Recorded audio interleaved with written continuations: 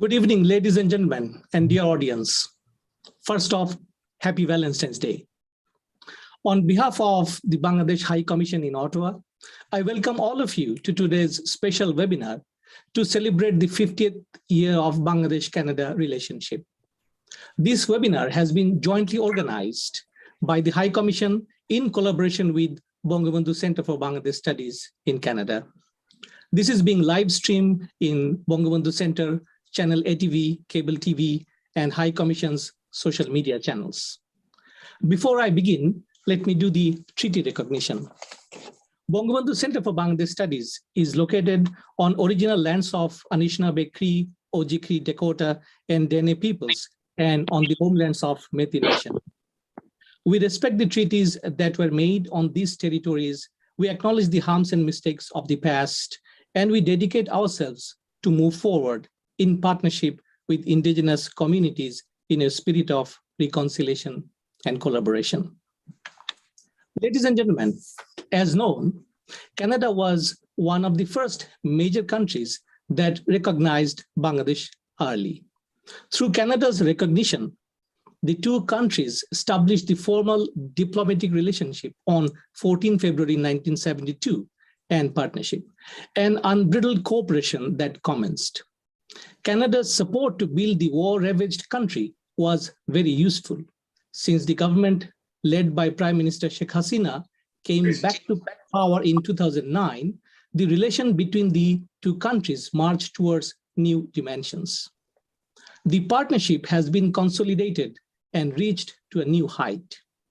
Now the two countries are working towards a comprehensive partnership based on shared values, interests, and priorities. To commemorate the historic occasion of recognition, the Bangladesh High Commission in Ottawa has planned a series of activities throughout the year, and the first such event is taking place now, which is focusing on the successful partnership between the two friendly countries, over with special focus on the areas where two countries can work together in the future with a shared vision for mutual benefits. The audience, in this event, we have invited eminent personalities from Canada and Bangladesh, and without further ado, let me introduce them to you. Although they need no introduction per se, their contribution in policymaking and human rights-related issues are noteworthy. First, let me introduce Honorable Member of Parliament, Brad Redekop from West Saskatchewan. Welcome, sir. Brad has been active in providing leadership within his community, participating in several boards, including the Bridge on 20th for over 17 years. 10 of those years as board chair, where he spearheaded the renovation and expansion of their facility during a period of unprecedented growth. Brad has also volunteered with the City of Saskatoon Housing First Committee and Ride for Refugee. Other involvements have included teaching personal finance classes and conversational English to newcomers in the community. He is also a patron with the Bangabandhu Center for Bangladesh Studies in Canada. Now let me introduce Mr. Paul Topil, Assistant Deputy Minister, Global Affairs Canada. Welcome you, sir. And he's the Asia Pacific, he's the ADM and Global Affairs Canada with Asia Pacific at Global Affairs. Previously, he worked as the Director General, Foreign Affairs and International Trade in Canada, and Minister of Commercial and Senior Trade Commissioner at the Embassy of Canada to Japan, and Chief Financial Officer of Aboriginal Affairs and Northern Development Canada. Now, let us welcome Ambassador Muhammad Shahid Al-Haq. Welcome, sir. He's now a professorial fellow at the North-South University, Bangladesh, and as an advisor on migration and humanitarian policies of IOM Dhaka. He was the Foreign Secretary of Bangladesh from January 2013 to December 2019. Mr. Haq also served as a Director for Migration Policy and IOM Global Relations based in Geneva from 2009 to 2012. Then we have Dr. Nuzhat Tam Zaman. She's the co-founder and Vice President Consumer Health Sinoveda based in Edmonton. Welcome, ma'am, to the show, to this event. And finally, we have Mr. Rabiul Alam, who joined from British Columbia, and who is also enjoying his retirement at this point in time. He led numerous initiatives to support the liberation war of Bangladesh in 1971 from Canada. So having introduced the guests today, ladies and gentlemen, let me also add that we have a special guest present today at the High Commission in Ottawa, and he is Mr. David Drake, Ambassador and former Director General, International Security and Intelligence Bureau, Department of Foreign Affairs, Trade Development, and National Defense Committee. Sir, welcome to you as well. As the Director General, Mr. Drake was responsible for the management of the foreign policy dimension of all of Canada's defense and security relationships. His bureau was also responsible for our relationships with other bilateral allies and partners, as well as engagement with key multilateral security organizations such as NATO for security and cooperation in Europe, and Canada's commitment to the US-led anti-ISIS coalition. Dear audience, we have a surprise today. To mark this special occasion, we'd like to request Ambassador Drake to kindly present to His Excellency High Commissioner of Bangladesh in Ottawa, on behalf of his family, a watercolor painted by the famous Bangladeshi painter Jainul Abidin, and he is considered to be the founding father of Bangladeshi modern art.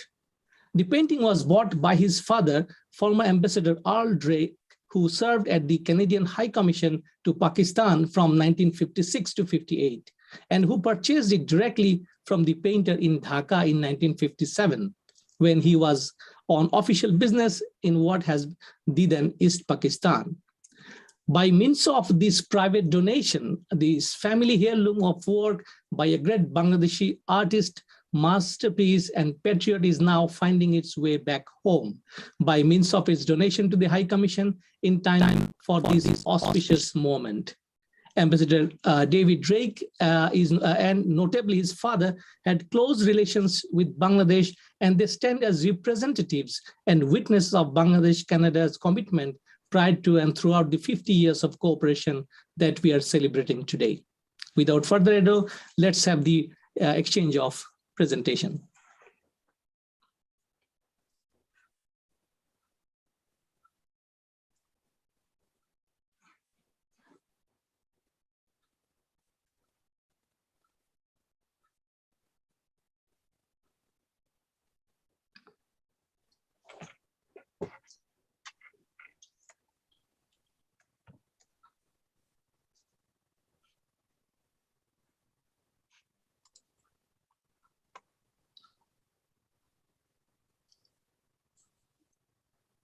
So I think we are just waiting for the presentation.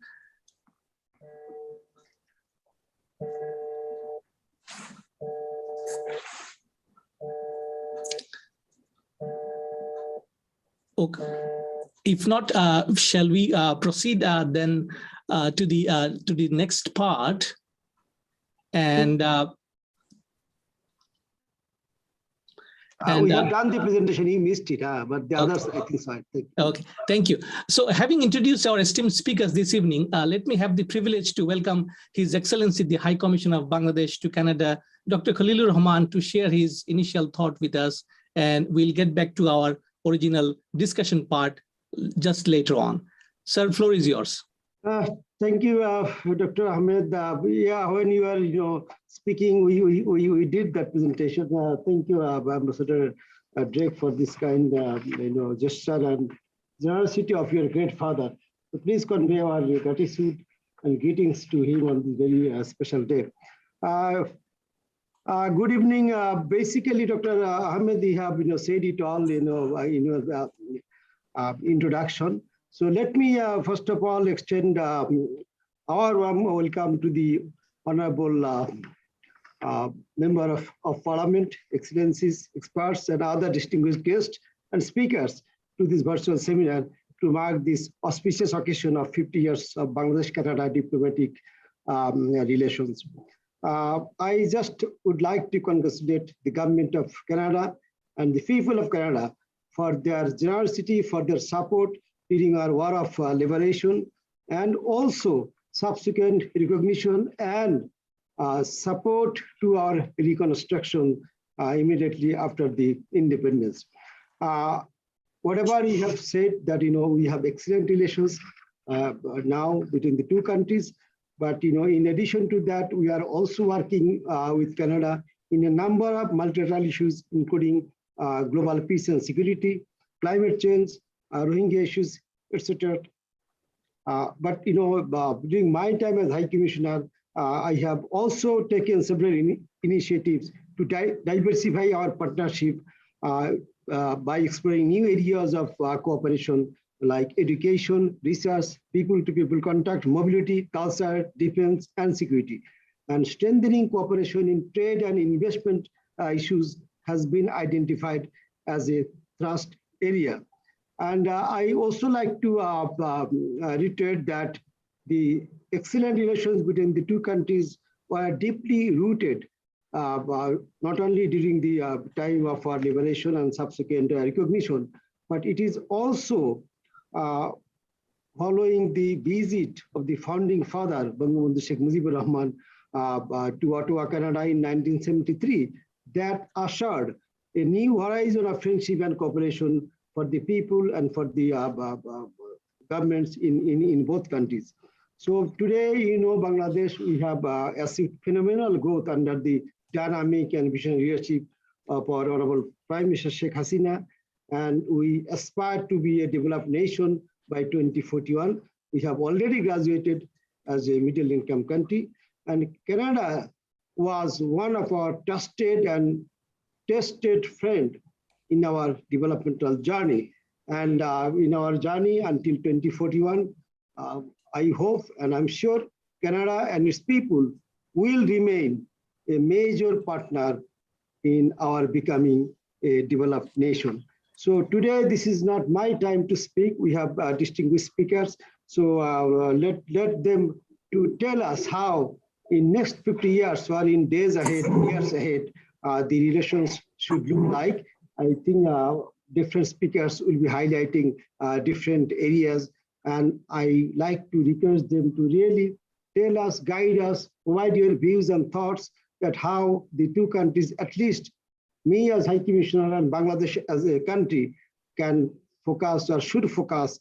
And I'm sure our Canadian brothers, friends, and partners, they will respond, they will reciprocate our efforts. So with that, I return the floor to you to just request the distinguished guest speakers to make their statement and provide us these views, thought, and advice on how we can take our journey forward. Thank you so much.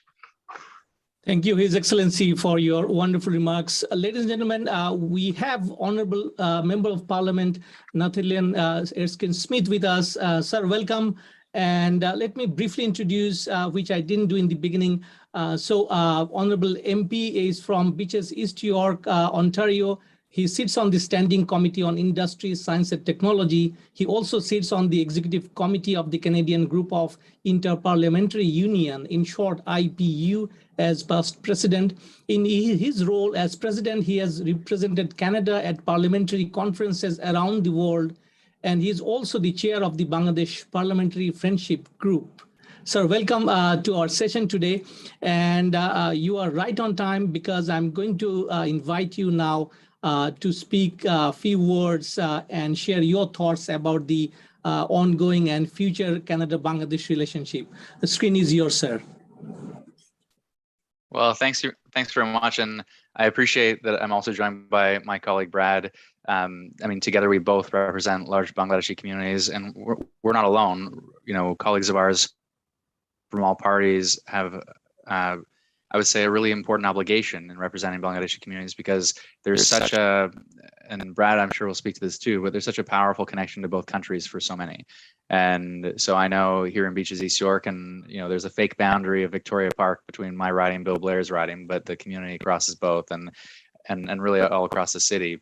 And they have been such powerful they're so powerfully involved in our politics, but I know very involved in their own politics back home. And so many people have a foot in both places and maintain strong connections. And those connections you see in so many different ways, whether it is, and you mentioned the close connection from the very beginnings of Bangladesh, where our prime minister was one of the first to our then prime minister Trudeau was one of the first to recognize the independence of Bangladesh. But you also see it in the Canadian connection and Bangladesh connection, where when International Mother Language Day was recognized by UNESCO, there was a Canadian connection there too. And I think we continue to see the lessons to be learned now that it is an international movement in many ways, back growing from the language martyrs movement, but just the centrality of language to culture. And we see that as we navigate really difficult conversations about our own past here in Canada and the need to protect and restore Indigenous languages. It comes back to that central truth, I think, of the centrality of language to culture and to one's sense of identity. And I guess I would just emphasize in the Toronto context, and this International Mother Language Day is particularly important because we have, for the first time, a monument here in Beaches, East York, that is a partnership as between the City of Toronto and the Bangladeshi community, and incredible efforts to realize it. But in Dentonia Park, we have a new monument that has been built that, depending upon how the pandemic-related restrictions go, we'll hopefully have a ceremony there and be able to lay wreaths there. And it's been, I think, just a really important aspect of our community over the last number of years, the 6 years that I've been doing this, certainly, to participate in that and to just see the just how committed people are to that idea, that people are willing to stand out. It's not so cold in Dhaka on February 21st, but it is a testament to the power of language that people are laying wreaths in at midnight on February 20th, heading into the 21st. And just because you mentioned my role in the IPU, I guess I close by saying I had the good fortune in my role with the IPU to attend a conference in Dhaka. I was not able to visit too much of the country apart from Dhaka, but in keeping with our close connections today, especially in the joint efforts around Rohingya refugees, I hope to get back to Bangladesh and see a little bit more than Dhaka the next time I go, and so I think that continued friendship is incredibly important, that we continue to build upon it in a nonpartisan way, and so, as I say, I'm very glad to be joined by Brad. Thank you, Honorable MP, for your wonderful remarks. And on behalf of the audience and the growing Bangladeshi diaspora, let me also assure you that you are always welcome to Bangladesh, and definitely we are going to host you in your next visit, sir. So we are moving on to our next speaker. Let me invite Honorable Member of Parliament, Brad Redekop. Sir, we'd like to know from you how Bangladeshi students and young talents can be drawn to Canada to contribute to innovation and in Canada, and also therefore enhancing economic relationship between the two countries, because we are aware that you have chaired a session recently in the House of Commons. So, sir, screen is yours. Go ahead. Thank you so much. Assalamu alaikum, everyone. It's my pleasure to be here today, and to Dr. Ahmed and High Commissioner Rahman and my colleague Nathaniel and all the other distinguished guests. It's a pleasure to be here, and welcome everyone. I'm proud to be here on behalf of Canada's Conservatives and the leader of Her Majesty's Loyal Opposition, Candace Bergen, on this historic occasion of the 50th anniversary of the establishment of diplomatic relationships between Bangladesh and Canada. And it makes me very proud to know that Canada was there for Bangladesh 50 years ago and led the world in recognizing Bangladesh. And it's great to see all the progress made by Bangladesh over the years. And a big part of that progress involves my home province of Saskatchewan. Canada and Saskatchewan enjoy warm relations with Bangladesh. Saskatchewan has strong economic ties with Bangladesh. We're the largest exporter of pulse crops, which are lentils, peas, and other staples that make up the Bengal diet. In Saskatchewan, the Bangladeshi community is known for its hard work and its perseverance. The Bangladeshi Community Association has done great work in its 12 years in Saskatoon, bringing Canadians and Bangladeshis together. Canada is the third largest destination for Bangladeshi students looking to study abroad. We were fortunate to have your High Commissioner of Bangladesh, Dr. Rahman, at the Immigration Committee last week, and he had a single message for us, and that was that Canada needs to add Bangladesh to Immigration Canada's student direct stream. So simply put, the student direct stream would put international students coming from Bangladesh on the same footing that students coming into Canada from India and Pakistan already enjoy. Saskatchewan's world-class schools like the University of Saskatchewan and Saskatchewan Polytechnic benefit from international students attending from countries such as Bangladesh. Indeed, Bangladesh is experiencing a 400% growth rate in students coming to Canada and has surpassed Pakistan for overall numbers in 2017, yet it's still not part of the student direct stream. So some key facts that are important to know. First of all, Bangladesh is a major export market of Saskatchewan pulse crops, as I said, and the technical expertise that these students can gain and take home could expand our markets even more. Second, by being in Saskatchewan, the students and our farmers get a chance to interact. And this allows our exporters to know what Bangladeshi customers really want. And third, the cultural ties will allow economic opportunities to flourish beyond agriculture. And our province can benefit from bringing talent from Bangladesh and incorporating it into our economy and trade here in Canada. So speaking of talent, I have two great examples to share from my own community. Mr. Hassan Ahmed is a great leader in the Bangladeshi community in Saskatoon. He plays a key role in the Global Institute for Food Security at the University of Saskatchewan. And he's been very helpful, not just to our province and our city, but to me personally, as he has introduced me to many members of his community.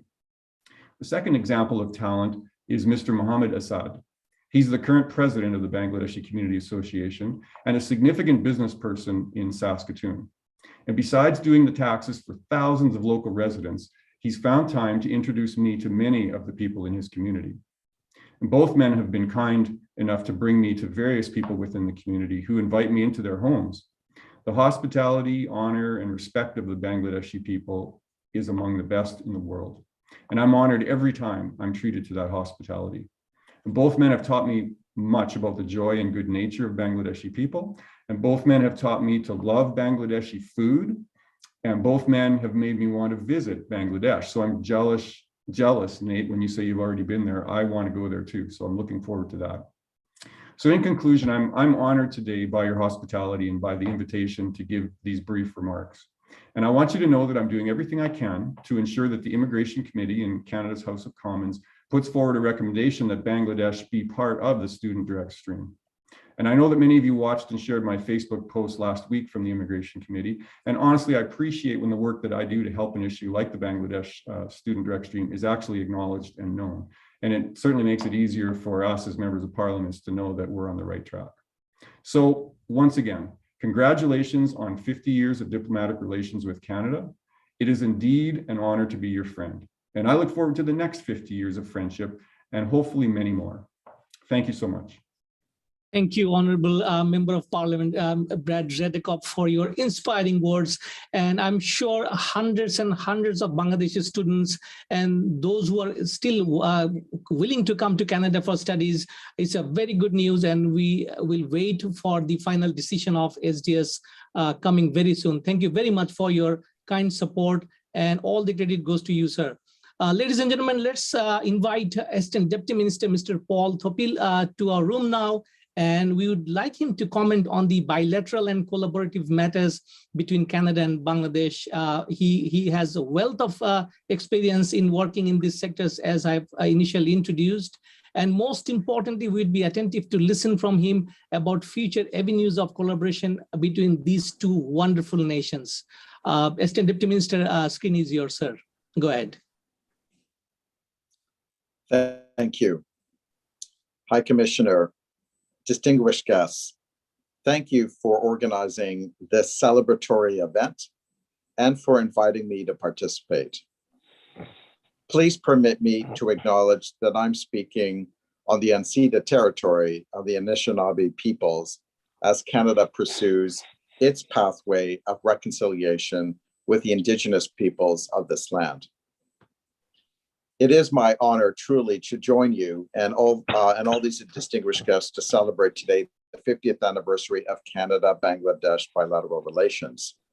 As we reflect on the 5 decades of friendship between our two countries, it is an opportunity to look back at our shared history and to reflect on what has changed and what has endured.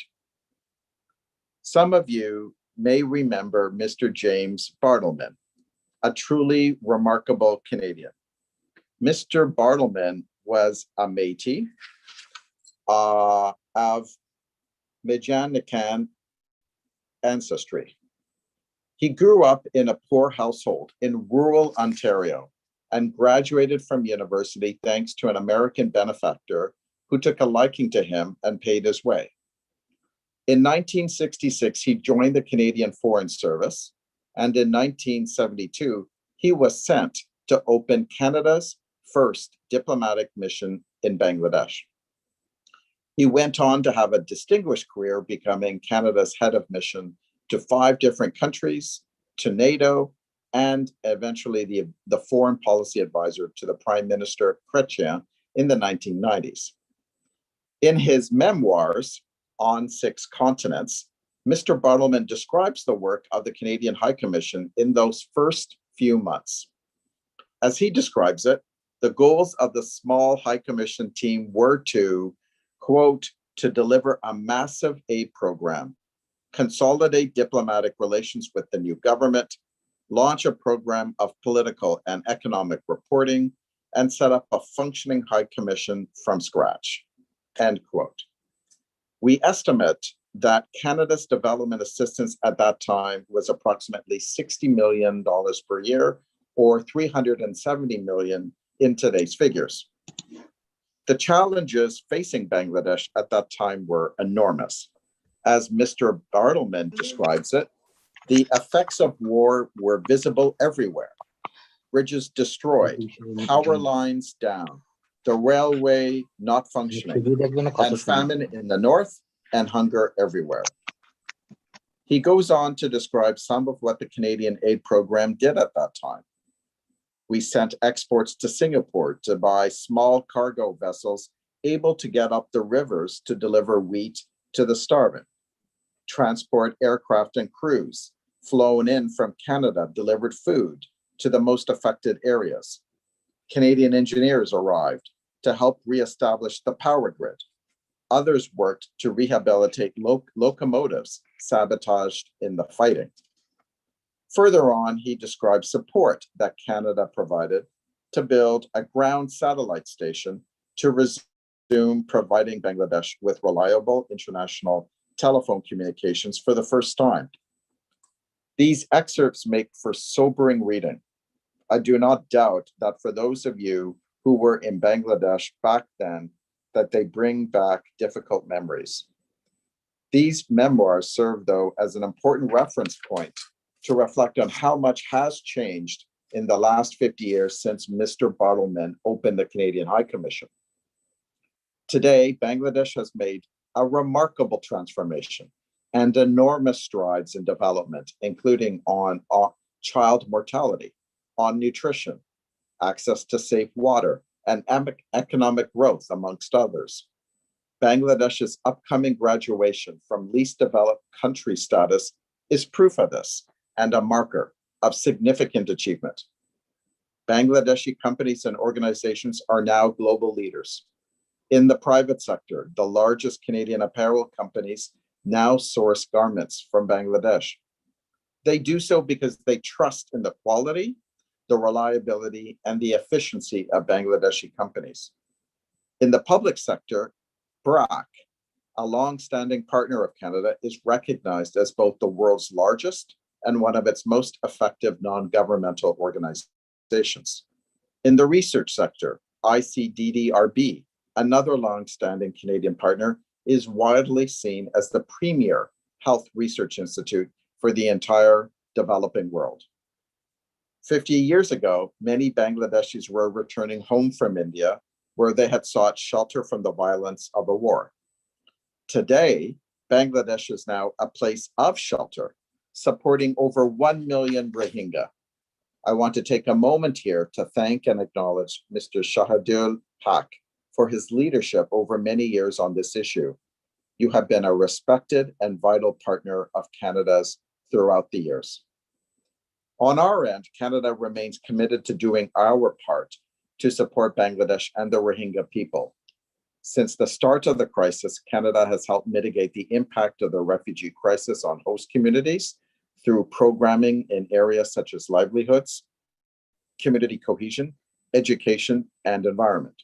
We have also supported longer-term learning opportunities and health services for refugees. And of course, we are also committed to ensuring accountability for the perpetrators of human rights abuses in Myanmar, including through our ongoing work to support the case against Myanmar at the International Court of Justice. Development assistance remains an enduring element of our relationship. Today, Canada, together with other donors, support the government of Bangladesh's health, population, and nutrition sector development program and funds a number of projects addressing the government's goal to reduce child, early, and forced marriage. Canada's projects are aligned with the government's 8th five-year plan, promoting prosperity and fostering inclusiveness.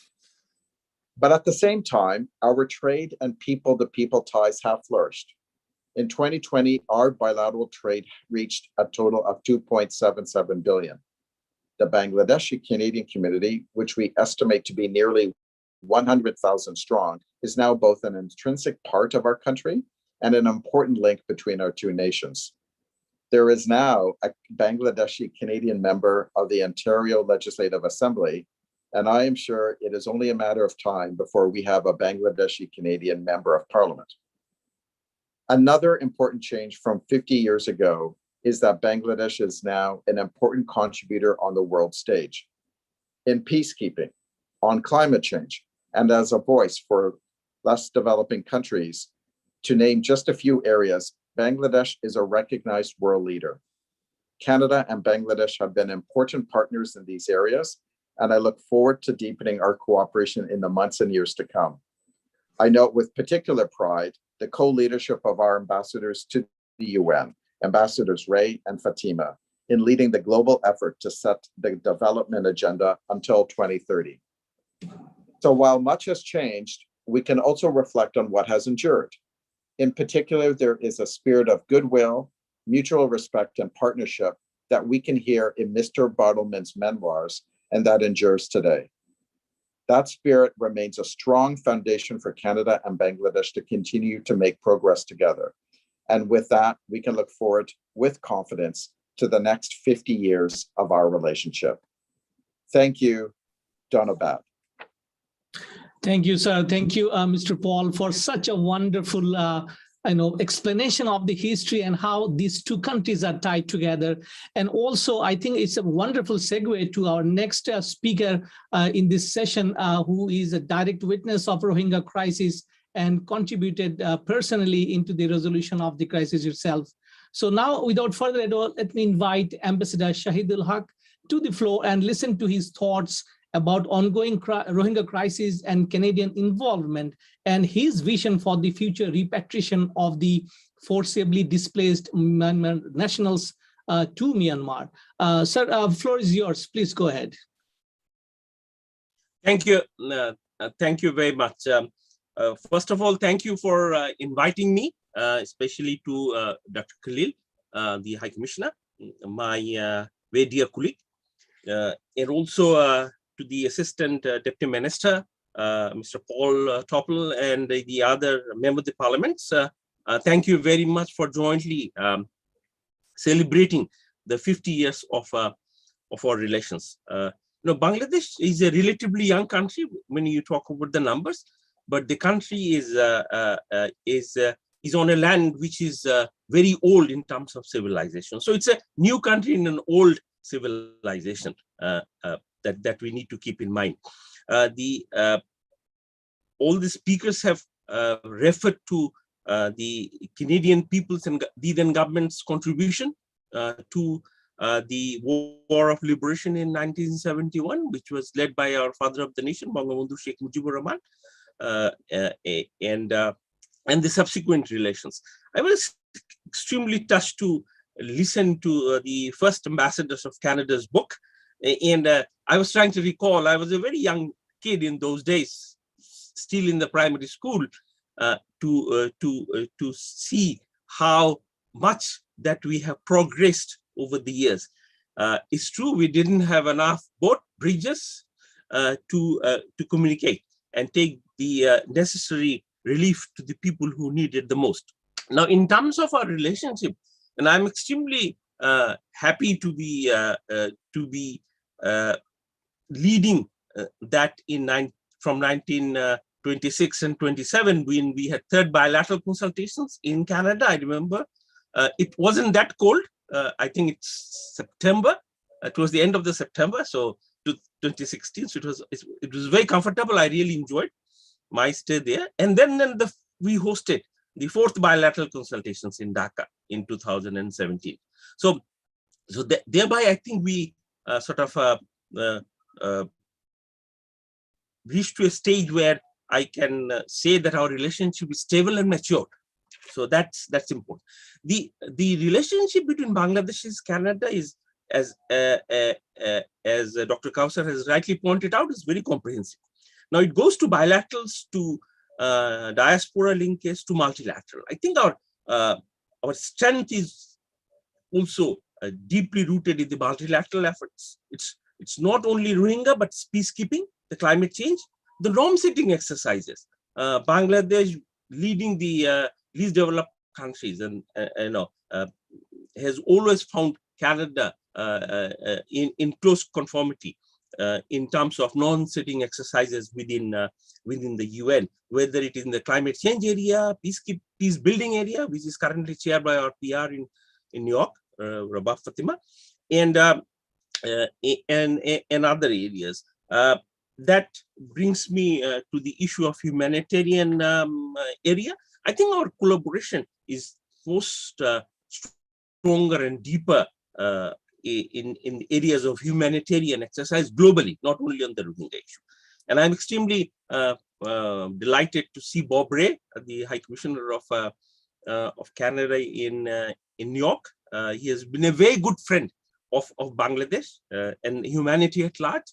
And I remember going around various places together, a very coordinated way to raise the humanitarian issue, and in particular the Rohingya issue. I remember that we met in Hague when the first time we had the ICG hearing, and shared common views and as to how to take this issue forward. So that's where it goes.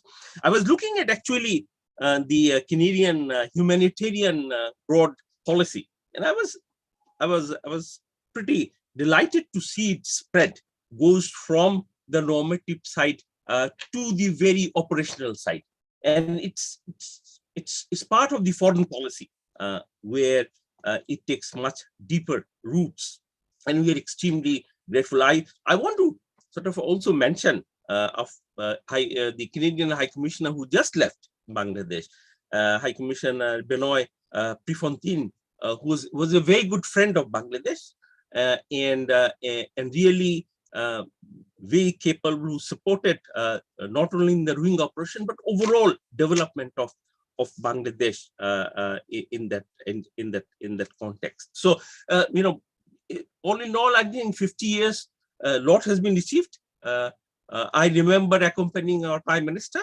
Prime Minister Sheikh Hasina, to meet Trudeau, and I saw the depth of their relationship. I think it runs through their parents' relationship. We also remember that not only that Bangabandhu visited Canada, but also Pierre Trudeau visited Dhaka. So and those were days when Bangladesh was very young, needed hand in a very deep crisis, and Canada came in quite encouragingly and with all the resources. So that's we deeply respect. Now, what happens next 50 years? I know our mission is currently in a very capable hand. Dr. Khalil, whom I knew from my not only government days but also in the international system days. So we are very confident and happy that he is running our bit of the game from Ottawa. Now, there are 3-4 areas that I want to mention, and I'll then stop. I think our relationship in terms of the government to government is very solid, good, historical roots. It is likely to grow, but it is the people to people contact. That's where it matters. And I'm extremely happy to hear Assistant Deputy Minister about 100,000 Bangladeshis. I thought the number will be hovering around 50,000, but I was happy to see it has reached to 50,000. In fact, my daughter is already studying at the Toronto University, so I keep quite updated about the Canada. So that's where I think the strength lies. It's not only in the area of education and technology, but also in terms of it's also very sort of a business oriented. We see Canadian firms working quite nicely in Bangladesh. So that's one. The other area that I thought that we can do a lot is the whole multilateral platform. You know? We are in a period where sort of kind of apprehension that are we leading into a next Cold War period, and if so, then the like-minded groups, the liberal democracies, how they will team up and how it will be. And I'm talking about the whole Indo-Pacific, and it's not only Indo-Pacific but also the old theater is warming up in terms of Russia versus Ukraine. So in these areas and in the context of peacekeeping in the relationship of Bangladesh and India, Bangladesh and Canada, that I would like to see, because in many places Bangladesh peacekeepers and the Canadian peacekeeper has actually worked together, and there are stories, very decent, nice, brave stories centers around that.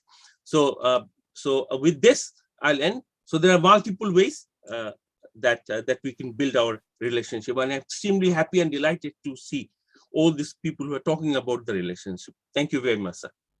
Thank you, Ambassador Shahid Al-Haq, for your eloquent speech. And very importantly, Ambassador Shahid mentioned peoples to peoples relationship. And I think this goes a long way. And another 50 years, we would be expecting, I would say, a very strong and solid people to people relationship between these two big nations and great nations. Ladies and gentlemen, let me invite now Ambassador Drake into the discussion. And we are hoping he would comment about security and cooperation between these two countries, given his long experience in this sector.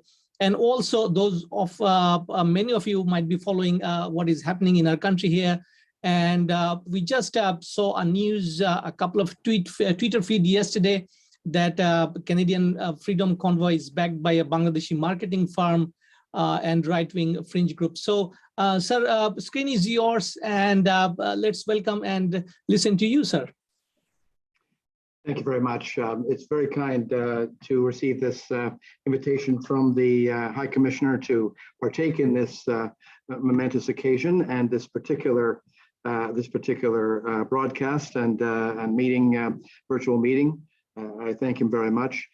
Really, my part in this is limited mostly to the transmittal of a family heirloom, which was bought from a great one of the great masters of Bangladeshi art by my father. So I'm really here to make sure that it returns to Bangladesh. But let me just say, as I'm now retired from the Canadian government, but during my time in the government, I had the sad duty to be Canada's special envoy to Bangladesh with regard to the response to the Holy Artisan Bakery terrorist attack on July 1st, 2016, which unfortunately was masterminded by someone of both Canadian and Bangladeshi citizenship. I won't even mention his name. But it is an example of the global nature of the threat that we are dealing with, and it is an example that we need to work together. I myself am currently co-chair of the Global Counterterrorism Forum, which Canada is a key founding member. One thing which we work on is good practices, best practices, but perhaps good practices is a better term. And in those good practices, it is clear that for all, this is a global struggle. We must all work together. And we must all understand that there are different manifestations, and that terrorism has no religion, it has no creed, and of course Bangladesh as a Muslim nation knows this very well. The Islamophobia, which is common, which is affected, and I think it's important to recognize that globally this has no place, and in our as we seek to work together as a global community, and of course Canada and Bangladesh have worked in the past. I can testify to that, but this is a global challenge, and I look forward as a part of the next 50 years to greater cooperation between our two countries. That's up to others, but I thank you very much for the opportunity. Thank you. Thank you, Ambassador, for your brilliant remarks. And you rightly mentioned that terrorism has no borders and it doesn't have any creed and religion and language. Thank you so much for the wonderful remarks. Ladies and gentlemen, let me welcome our final speaker today in our session, Dr. Nuzhat Zaman, and she joined us from Edmonton. And we request you to share your thoughts as a member of the joint working group in strengthening commercial relations between these two countries and what you recommend in the future to bolster such initiatives. Ma'am, floor is yours. Thank you. Assalamu alaikum and good evening. His Excellency High Commissioner Dr. Khalilur Rahman, Honorable Ambassadors, Assistant Deputy Ministers, Members of Parliament and distinguished speakers. It is my utmost honor to be invited to speak on this momentous event to celebrate the 50 years of Bangladesh and Canada friendship. I would like to tell the story through my lenses as a young Bangladeshi girl who lived through the war, the founding of Bangladesh as a country, and grow from an underdeveloped country to a country which has hope and future that is the envy of many nations. Canada was with us ever since the founding of Bangladesh as a nation. It has seen the rise of Bangladesh from a third world country to a middle income country. As I travel through my life journey, I get to participate in writing the story of the future of the two countries. Stronger ties in investments, trade, technology, education, and tourism are the themes of this story. I remember as a young girl living in Khulna shipyard, we had to flee because of the invasion by the Pakistani army in December 1971. With the help of the Indian Army, Bangladesh became independent, and Canada was one of the first developed nations to recognize our country on this very day, February 14th, 1972. Karma had it, the then Prime Minister of Canada was the late Right Honorable Pierre Trudeau, the father of the present Prime Minister, the Right Honorable Justin Trudeau. Prime Minister Trudeau was less than 2 months old when Canada recognized Bangladesh. This young Prime Minister has picked up his father's legacy to build a strong relationship with Bangladesh. While Bangladesh was growing in the past 50 years, I went to Dhaka University, graduated with a bachelor's and then master's degree in pharmacy. My dream was to pursue a higher degree in Canada. With the support of a Commonwealth scholarship, I was able to attend the University of Alberta, where I received my PhD degree in pharmaceutical sciences in 1996. After graduation, I pursued a career in pharma industry and later became a Canadian citizen. In 2006, my husband and I founded Sinoveda Canada Inc., where we use our patented technology to develop both pharmaceuticals and natural health products. Some of our products are now on the Bangladesh market, and one of our key products is manufactured by a Bangladeshi pharmaceutical company. This becomes one of the bilateral trades between the two countries. As a dual citizen, I see more opportunities. Why? Bangladesh is no longer a third world country waiting for handouts. It is poised to become a middle income country. According to the IMF data, by 2024, the size of Bangladesh GDP will exceed Denmark, Hong Kong, Singapore, and UAE.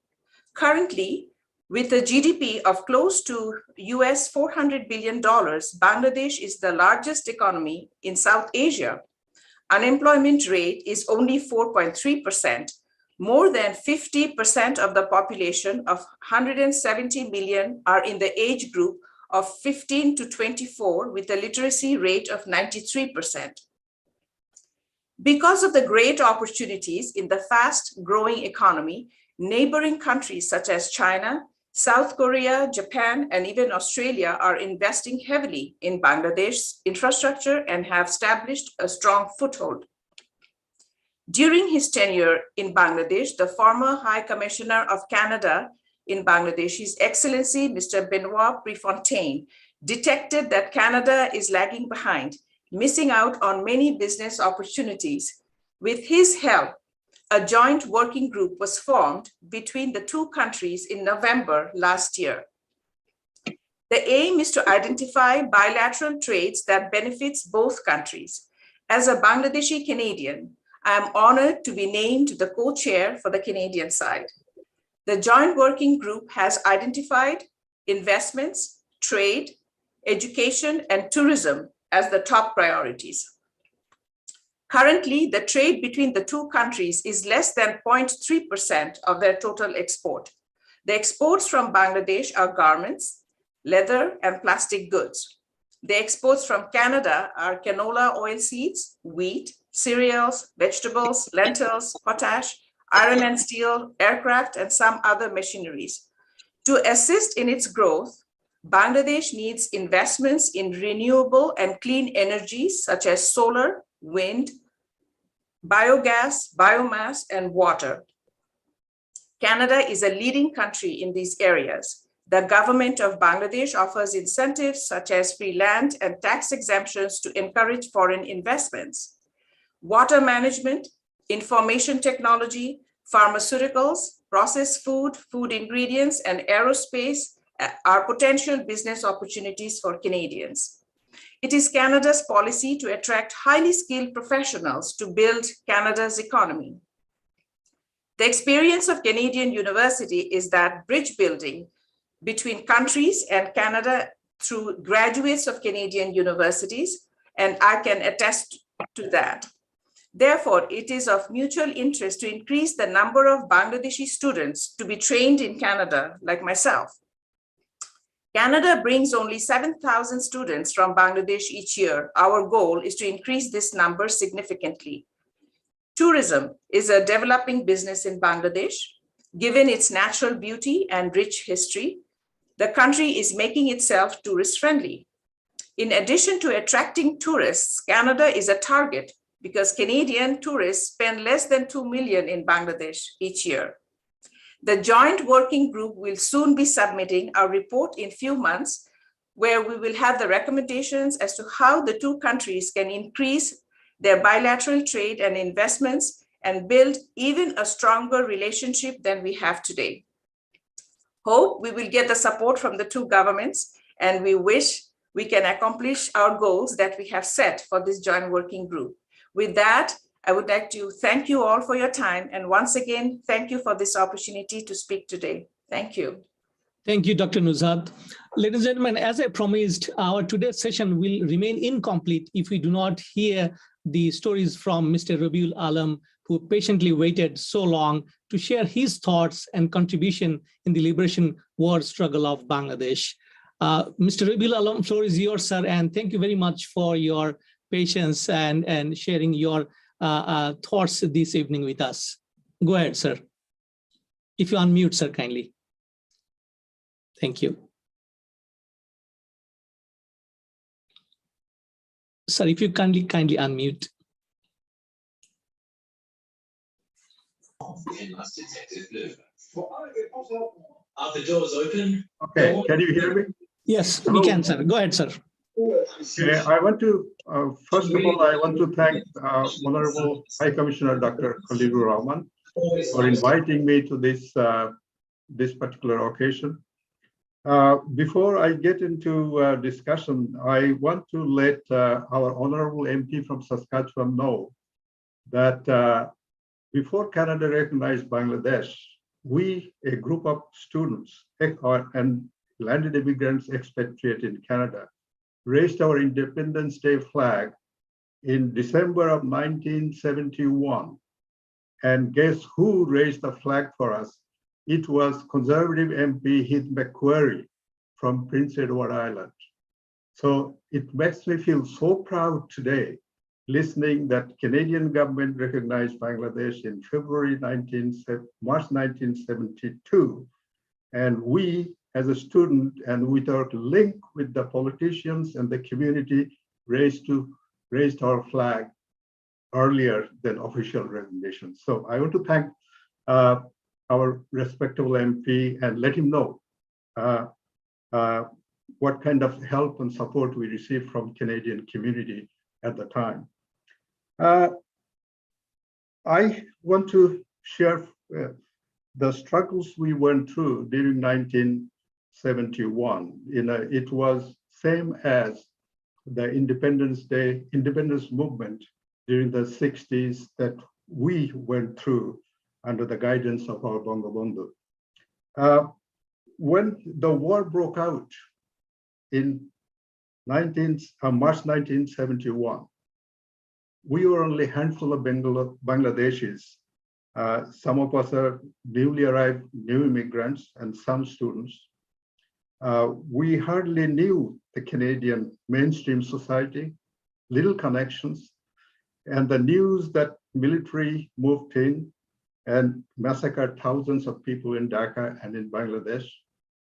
We were devastated because we didn't know what's happening to our siblings at the university, to our parents in their homes, and our families in the outlying rural areas. We are desperate. Only news source was BBC and very scanty news through Canadian media. We didn't know what to turn to. We had to navigate through very uncharted territories, and very few Canadians knew about Bangladesh or Bangladeshis. They knew only about East Pakistan, but very limited way. So that's our start. And that was the most difficult and agonizing time that we lived through. So what we did, we had to go back to our days in Bangladesh, how we survived under uncharted situations. We demonstrated in front of Bangladesh Canadian High Commission.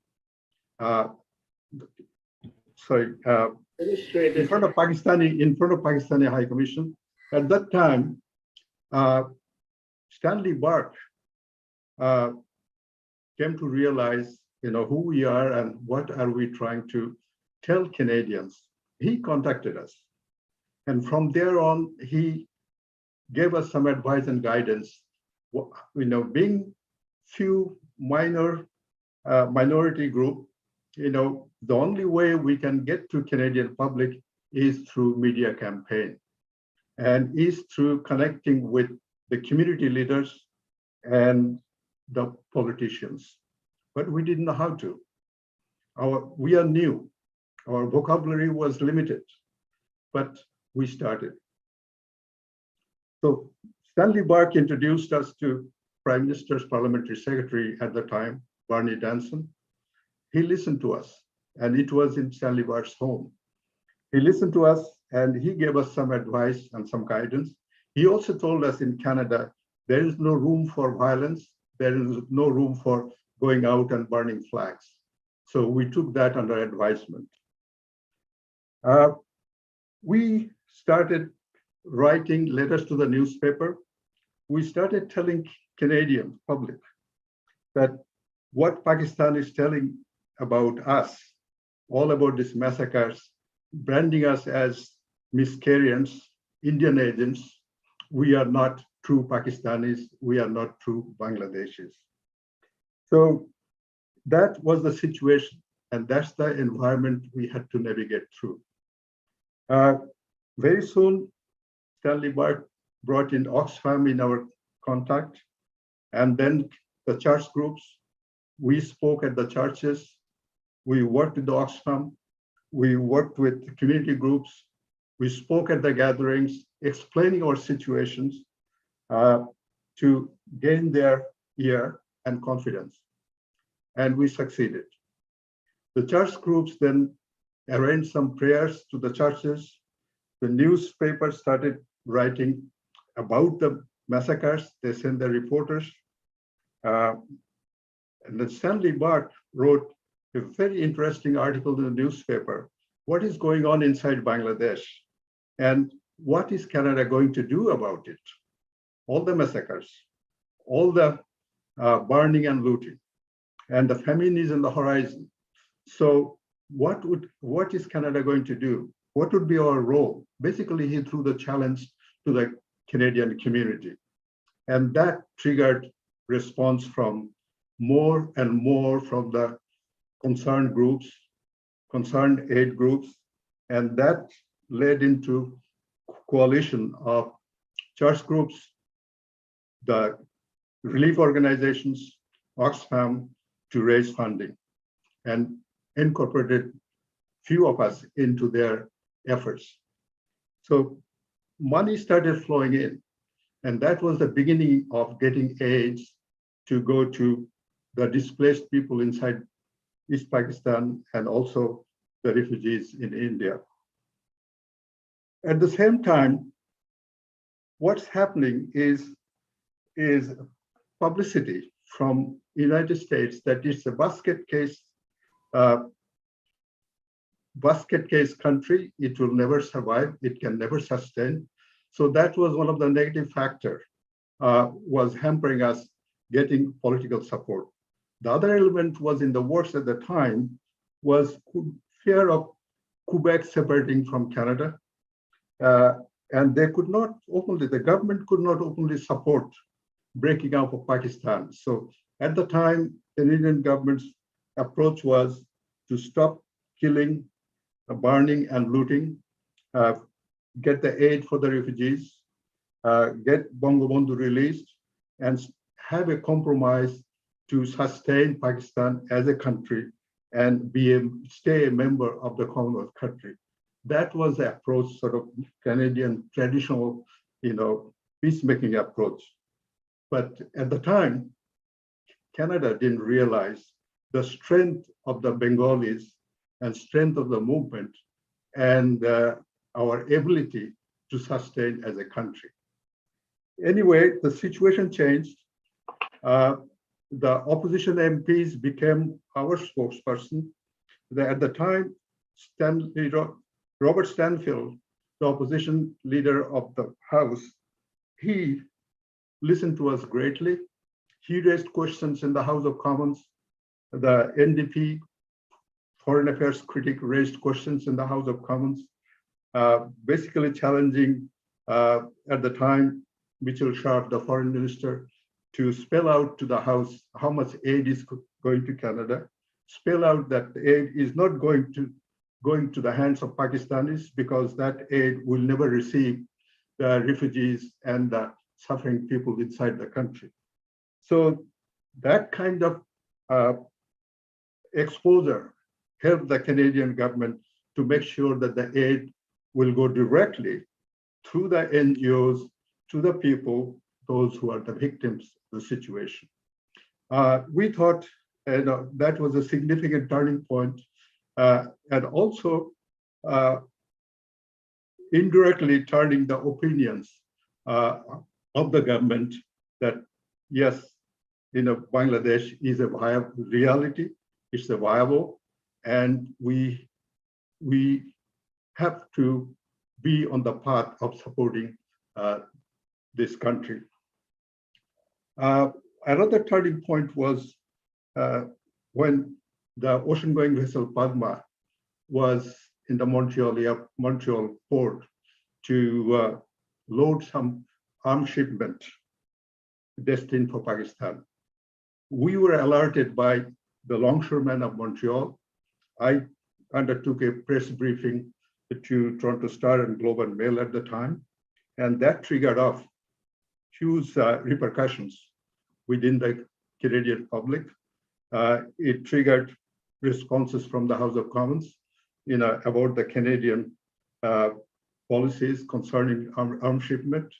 It also triggered responses from the United States about the state's agreement with Canada. So by exposing it, I think it was very helpful at the time. The other point, significant point I would like to mention is Dr. Rahman Soman visiting Canada. We organized a press conference chaired by Stanley Bart, and Mr. Bart helped Dr. Soman to explain to the Canadian public about what's going on inside. And that also raised a lot of questions to the provincial legislators, to the House of Commons, and again, the role played by Robert Stanfield those days was very, very useful and helpful in the House. So toward the end, I think people recognize who the Bangladeshis are and learned about our situation. We were invited to many gatherings. We were known by the groups. We had many friends. And when I look back to that time and today, and listening to all the speakers about how far the country has come, the progress made, and the relationship between Canada and Bangladesh, has grown. It is really, really heartening and really proud to be here today. And looking back, yes, our dream is being fulfilled. And our dream is being fulfilled, not only by the sacrifice of the people of our country, the mothers, the children, and women, and our martyrs of freedom fighters, their sacrifice, and also the help from the friendly countries, the amount of help and amount of prayers and the support they gave us. So it's a proud moment today, and I thank you all. It's great to look back to. Thank you, sir. Thank you so much. Such a wonderful recollection of the struggle that Bangladesh endured in 1971 and your contribution. So we express our deep gratitude. Ladies and gentlemen, we have come to the end of our today's webinar. And before I formally conclude, let me also bring now His Excellency, the High Commissioner of Bangladesh to Canada, Dr. Khalil Rahman, for his closing remarks. Screen is yours, sir. Go ahead, please. Thank you, Kasar. I won't be really saying much because, especially our Canadian friends and also our, very respected Bhai told us he's also a Canadian Bangladeshi. So I think they are better ambassadors than me, and I'm overwhelmed and by the kind words, love and care they showed. They just spelled out for my motherland, for our motherland, for Bangladesh. So I thank them all for their participation and saying all the good things about Bangladesh, which I believe we deserve too.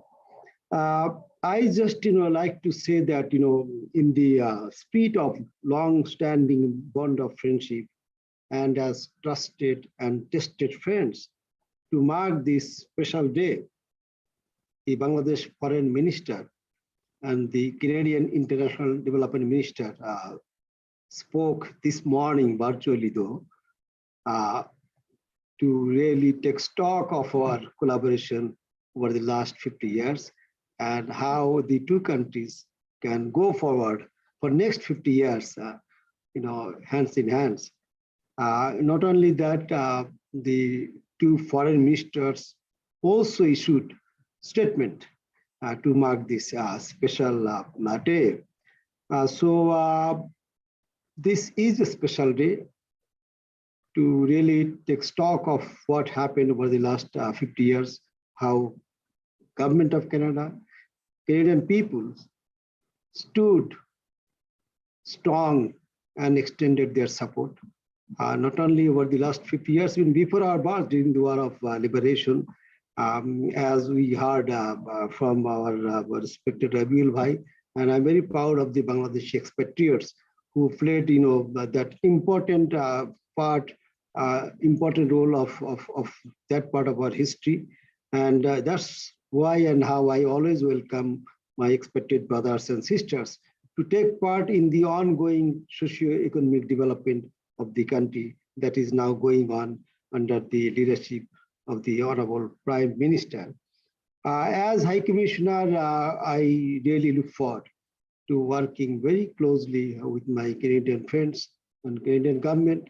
I am a person who will always make one step more than my counterparts to really take our friendship, take our collaboration and cooperation forward. So that is the commitment I would like to make on this very special day, that I will work with my Canadian friends, my expatriate Bangladeshi brothers and sisters, to really see that Bangladesh achieves the status of developed nation by 2041. So that's my commitment, but we will require the kind of support Government of Canada and Canadian people showed over the last 50 years. And we are hopeful that, and I'm sure they would be beside us to take our journey to that point. I just end by saying that the two honorable members of parliament talked about the generosity, hospitality of Bangladeshi people. And I would like to just extend an open invitation, not only these two honorable members of parliament, to all the members of the parliament, before going to Bangladesh, to visit my place to have the taste of Bangladeshi food. So that is my open invitation to all of them, not only all of them, all my Canadian friends, that whenever they feel free, we will be very pleased to host our friends and brothers in this country. So it's already late, it's a Valentine's Day. I'm sure people have their dinners with their families and friends, loved ones. So I want to thank you all for your kind participation, to be with us, to mark this special day. And I also like to thank Dr. Kausar Ahmed to moderate the session. And I look forward to working closely with you all. Thank you so much. And I end by paying my homage to our founding father of the nation, Bangabandhu Sheikh Mujibur Rahman, who led the War of Independence, and under whose leadership we found this independence, found this country a democratic, secular country for which we stand for. And the 3 million brothers and sisters who sacrificed their lives, and 200 to 400,000 sisters who lost their sanctity for this great country, for our great independence. So I thank you all once again to be with us. Jai Bangla, Jai Bangabandhu, Bangladesh. Chirojiv. Thank you, sir. Thank you, His Excellency, for your closing remarks. Ladies and gentlemen, it's my turn to formally conclude. And I would like to begin by saying that we deeply appreciate the time and energy of Honorable Member of Parliaments, Assistant Deputy Minister, ambassadors, and especially Ambassador Shahid Al-Haq, who joined us very early in Dhaka, Bangladesh, entrepreneur Dr. Nuzhat, and last but not the least, Mr. Rabiul Alam. Your presence, your words would remain with us, and of course virtually, and we'll rewind and listen to your encouraging and inspiring contribution this evening. Thank you once again. Ladies and gentlemen, Bangladesh is marching ahead. Bangladesh is marching forward. You have heard from the Member of Parliaments the very emergence of Bangladesh in 1971. Within the last 50 years, Bangladesh has proven itself. It has taken a space in the world affairs, in the field of economy, in the field of peacekeeping, security, and so on and so forth. So Bangladesh is going to march forward even more in the next 50 years. In this very special month of language movement, February, what we call, and we enshrine the total, our contribution to the martyrs in this month, and we would like to recognize their contribution to establish the mother language as the mother tongue of Bangladeshis.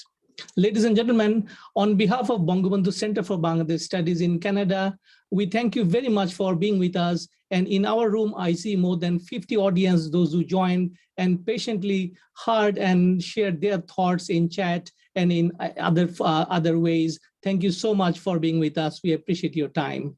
Long live Bangladesh and Canada and its comradeship, camaraderie, and relationship in the next 50 years. Miigwech, good night. Wherever you are, stay well and stay safe. And once again, happy Valentine's Day. Bye-bye.